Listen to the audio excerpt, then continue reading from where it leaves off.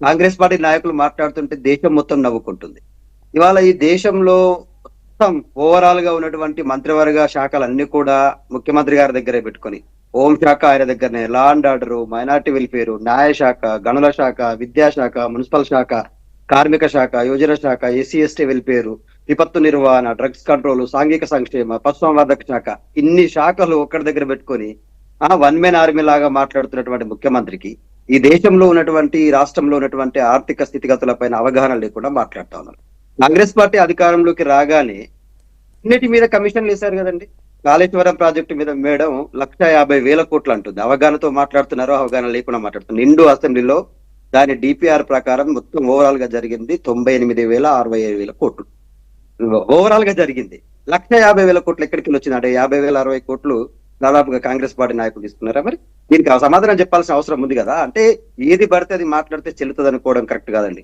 365 రోజుల్లో అధికారంలోకి వచ్చిన నుంచి రాష్ట్రంలో ఉన్నటువంటి 6 గ్యారెంటీలు 13 హామీల పేరుతోనే వచ్చారు. 100 రోజుల్లో అమలు చేస్తామని చెప్పిండ్రు. 100 రోజులు పోయింది, 350 రోజులు వచ్చింది, 365 రోజులు అయిపోయింది. 365 రోజుల్లో ఏ ఒక్కటైనా పూర్తి చేశారండి? ఉచిత బస్సు కూడా కేవలం పల్లె వెలుగు ఎక్స్ప్రెస్ కు తప్ప మిగతా వాటికి చేతులు ఎత్తేసిండ్రు. రైతులకు ఇస్తామన్నటువంటి వరికి అన్నింటికీ బోనస్ 500 రూపాయలు అన్న వాళ్ళు కేవలం సన్నాయిలకు ఇచ్చేసి సన్నాయి నొక్కులు నొక్కిండ్రు. 2,500 రూపాయలు మహిళలకు లేదు. విద్యార్థులకు ఇస్తామన్నటువంటి ఇంటర్ పాస్ అయితే 50,000, డిగ్రీ పాస్ అయితే 1,00,000, పీజీ చేస్తే 3 లక్షలు, పిహెచ్డి చేస్తే 5 లక్షలకు అసలు దిక్కే లేదు. తెలంగాణ రాష్ట్రంలో ఉద్యోగాల విషయంలో సంవత్సరంలోనే 2 లక్షల ఉద్యోగాలు భర్తీ చేస్తామన్నారు. 50,000 ఉద్యోగాలు కూడా భర్తీ చేయాలి. ఆ భర్తీ చేసిన ఉద్యోగాలన్నీ కూడా మావే. ఇది చెప్తూ పోతున్నా. ఒక నిమిషం. విద్యుత్ విషయంలో కమిషన్ వేసిండ్రు, కాళేశ్వరం విషయంలో కమిషన్ వేసిండ్రు, రాజీవ్ పాకాల విషయంలో, డ్రగ్స్ విషయంలో గేమ్స్ ఆడిండ్రు. డైవర్ట్ పాలిటిక్స్ తప్ప ఈ వీళ్ళు 365 రోజుల్లో సాధించింది ఏమైనా ఉందా అండి?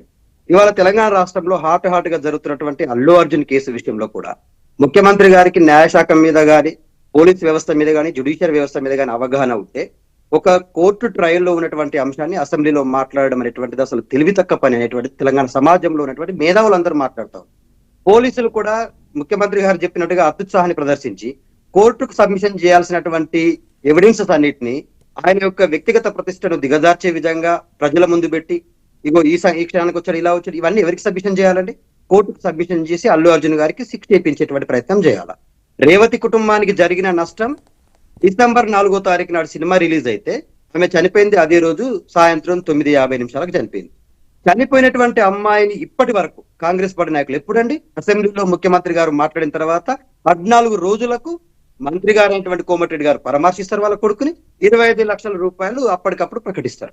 తెలంగాణ రాష్ట్రంలో ముఖ్యమంత్రి గారి నిర్లక్ష్యం వల్ల ఇప్పటి వరకు రాష్ట్రంలో దాదాపుగా 58 మంది పైచులకు విద్యార్థులు పిట్టల్లాగా రాలిపోయింది ఫుడ్ పాయిజన్ తోటి. ఆయన సొంత నియోజకవర్గం, సొంత జిల్లాలని మాగనూరులో ఒకటే స్కూల్లో 3 సార్లు ఫుడ్ పాయిజన్ అయింది. ఏ ఒక్కరినైనా వీళ్ళు పరామర్శించారండి? గిరిజన శాఖ మంత్రి అని చెప్పుకుంటున్న సీతక్క ఆదిలాబాద్ జిల్లాలో శైలజ అనేటువంటి ఒక గిరిజన ఆడపిల్ల 20 రోజులుగా నిమ్స్ లో చావు బతుకుల మధ్య ఉంటే ఏ ఒక్కరైనా మంత్రి సార్ మీరు దత్తాత్రేయ గారు పరామర్శించడం గురించి గతంలో కేసీఆర్ చేసినటువంటి మీకు తెలియంది కాదు. మీరు నిజంగా పరామర్శించలేదు అని మీరు మాట్లాడడం కరెక్ట్ కాదేమో. ఎందుకంటే కొండగట్టు బస్సు పడిపోతే వెళ్ళారా సార్? కొండగట్టు ఎంత దూరంలో ఉంటుంది? మీరు ఒక్కొక్కటి అడగండి, నేను ఒక్కొక్క సార్. కొండగట్టుకు వెళ్ళారా? కేసీఆర్ గారు వెళ్ళారా? ముఖ్యమంత్రి హోదాలో అంతమంది చనిపోయారు. కొండగట్టుకు వెళ్ళారా? మంత్రులు వెళ్ళారా? అక్కడ కేసీఆర్ గారు వెళ్ళాలి కదా. తెలంగాణ బిడ్డలు అంతమంది చచ్చిపోతే వెళ్ళరా? నిజంగా దీనికి దానికి దేనికో కలపొద్దు. మీరు బీసీ మైనార్టీ వర్గాలకు వీళ్ళు హామీ ఇచ్చి అధికారంలోకి వచ్చారండి. బీసీలకు 100 రోజుల్లో స్థానిక సంస్థల ఎన్నికల్లో 22% ఉన్నటువంటి రిజర్వేషన్ నేను 42% పెంచి 100 రోజుల్లో ఇస్తాను. రైట్. ఒక్కసారి నేను చెప్పడం కరెక్ట్ కాదు రవలిరెడ్డి గారు. ఒక్కసారి సమాధానం చెప్తున్నారు సార్, మళ్ళీ బ్రేక్ అవుతుంది. ఒక్కసారి సమాధానం. తెలంగాణ రాష్ట్రంలో ఇప్పుడు దిస్ ఇస్ నాట్ రైట్ అండి. కాంగ్రెస్ పార్టీ వాళ్ళు మాట్లాడుతుంటే మీరు ఏ ఒక్కసారి కూడా అడ్డం పడరు. నేను ఒక 4 విషయాలు చెప్తుంటే ఒక్క విషయానికి ఒకసారి అడ్డం పడితే మీరు మాట్లాడండి. మీ దానికి సమాధానం చెప్తారు రవలి గారు. మీరు మాట్లాడండి. మీరు అడగండి, రవలి గారు అడగండి, నేను సమాధానం చెప్తా. 365 రోజుల్లో 365 రోజుల్లో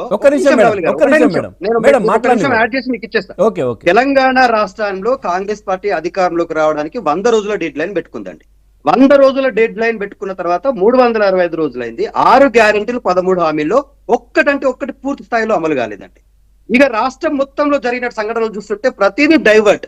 తెలంగాణలో ఉన్నటువంటి కేటీఆర్ గారిని, హరీశ్రావు గారిని, కవిత గారిని, ఇక వీళ్ళ మీద తిట్ల పురాణం అయితే బందీ లేదు. నేనేమంటున్నా, ముఖ్యమంత్రి గారు ప్రతిపక్ష నాయకుడిగా పాత్ర పోషించట్లేరు. ఇంకా ముఖ్యమంత్రి అనుకోవట్లేదు, తాను ప్రతిపక్ష నాయకుడిని అనుకుంటా ఉన్నారు. ఆయన భాషలో తేడా లేదు.